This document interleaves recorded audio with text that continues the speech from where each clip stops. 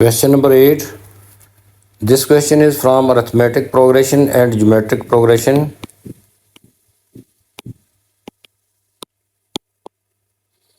First part, A part of this question is of arithmetic progression. An arithmetic progression is such that first term is 6, जिसको हम A से represent करते हैं, A is equal to 6, and its 10th term is 19.5. अब 10th term क्या होगी? 10th term होती है A plus 9D, that is equal to 19.5. अब ये कैसे आई है 10th term?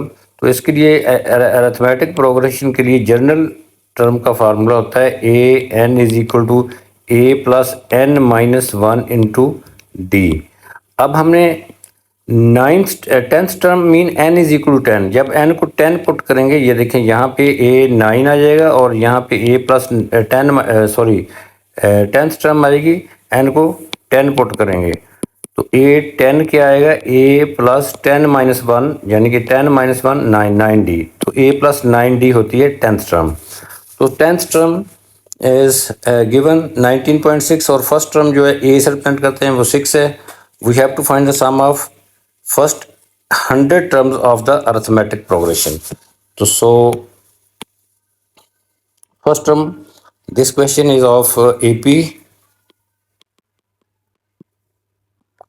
फर्स्ट टर्म जो है 6 है और 10th टर्म जिसको हम a प्लस 9d लिखते हैं दैट इज 19.5. अब हमारे पास a 6 है और यहाँ पे a की वैल्यू पुट करेंगे तो d भी फाइंड हो जाएगा. तो putting the value of a 6 plus 9d is equal to 19.5. तो 9d is equal to 19.5 minus 6. 9d is equal to 19.5 minus 6 that is 27/2. तो यहाँ से d फाइंड हो जाएगा, दैट इज कॉमन डिफरेंस, वो आ जाएगा 1.5. अब हमने फाइंड क्या करना है, find the sum of first 100 terms. तो सम ऑफ टर्म्स का फार्मूला इन अरिथमेटिक प्रोग्रेशन वो होता है SN, sum of n terms n/2 2a plus n minus 1 into D. S 100, n is equal to 100. ये देखें सम ऑफ फर्स्ट 100 टर्म्स. तो so n is equal to 100 put करेंगे तो S 100 हमारे पास आ जाएगा 100/2 into a is 6 plus n minus 1, n is 100 minus 1 99. तो 99 into d is common difference that is 1.5. इसको हम करेंगे कैलकुलेट तो वी गेट 50 इंटू 12 प्लस इसको मल्टीप्लाई कर देंगे 99 इंटू 1.5 वी गेट 148.5. तो finally we get answer is 8025. This is the sum of 100 terms, 8025. Now part B of this question is of geometric progression, जिसको हम GP भी कह देते हैं. GP, geometric progression. A geometric progression A1, A2, A3 is such that these are the terms. First term A1, second term A2, A3 is the third term is such that first term given है A1. A1 क्या है 24. And the common ratio that is 1/2 जिसको हम r से represent करते हैं. इसका मतलब कि r हमें 1/2 गिवन है और a की वैल्यू जो है 24 है. The sum to infinity of this geometric progression is denoted by s. Sum to infinity जो है s से रिप्रेजेंट होता है. The sum to infinity of the even number terms मतलब ये देखें A2 सेकंड टर्म है, फोर्थ टर्म है, सिक्स टर्म है, उसके बाद इनका जो इवन नंबर टर्म्स का सम जो that is represented by SE. हमने S भी फाइंड करना है और SE भी फाइंड करना है. S क्या है सम ऑफ इन्फिनिट टर्म्स, पूरी सीक्वेंस की का सम ऑफ इन्फिनिट टर्म्स, और SE क्या है sum of even numbered terms. पहले हम S फाइंड करेंगे. S के लिए हमें गिवन है A is equal to This question is of GP, geometric progression. A is given, that is 24, और R common ratio है, that is 1/2. तो S क्या होगा? सम ऑफ इन्फिनिट टर्म्स का फार्मूला होता है S is equal to A/1 minus R. तो A और R की वैल्यूज पुट कर देंगे. A 24 है और R जो है वो 1/2 है. तो so S is equal to A is 24/1 minus 1/2. तो 24/1/2 दैट इज ये 4 जो है 2 जो है मल्टीप्लाई हो जाएगा 24 से, तो वी गेट 48. तो so we get S is equal to 48. This is the answer. अब हमने फाइंड करना है sum of even number terms का सम फाइंड करना, sum to infinity of even number terms. तो इवन नंबर टर्म्स कैसे find करेंगे? पहले हम टोटल टर्म्स फाइंड करते हैं. ये A1 जो है हमारे पास,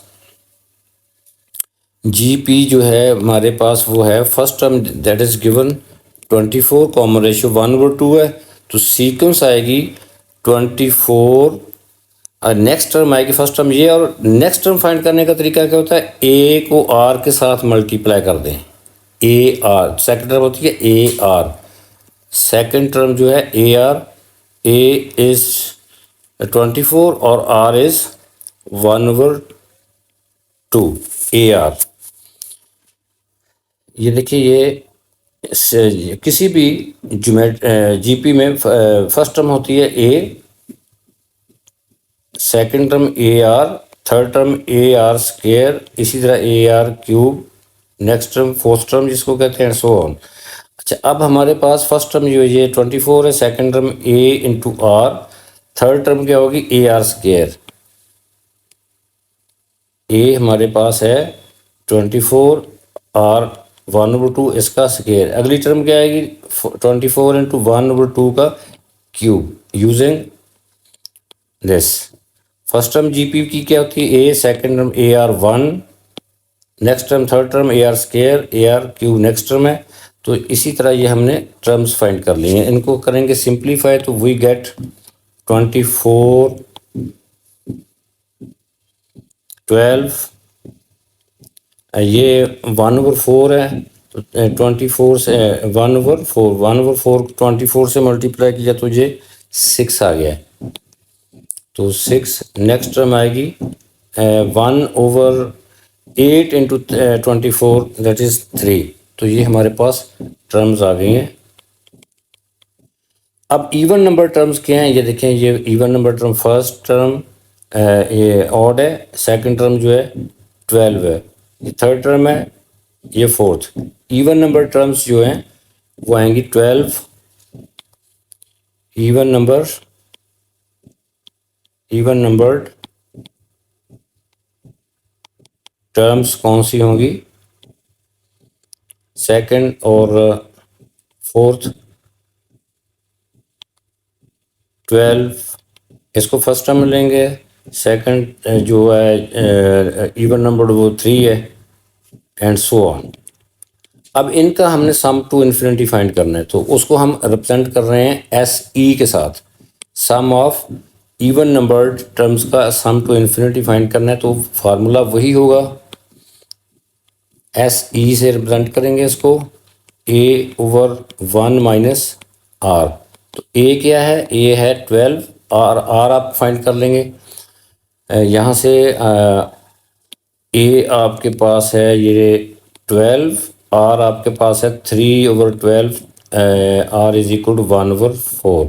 तो R की वैल्यू 1/4 और A 12 पुट करेंगे यहाँ पे, तो हमारे पास SE आ जाएगा. तो so we get SE. A is 12/1 minus 1/4. 1 minus 1/4 3/4 होता है. तो सो SE विल बी 12/3/4.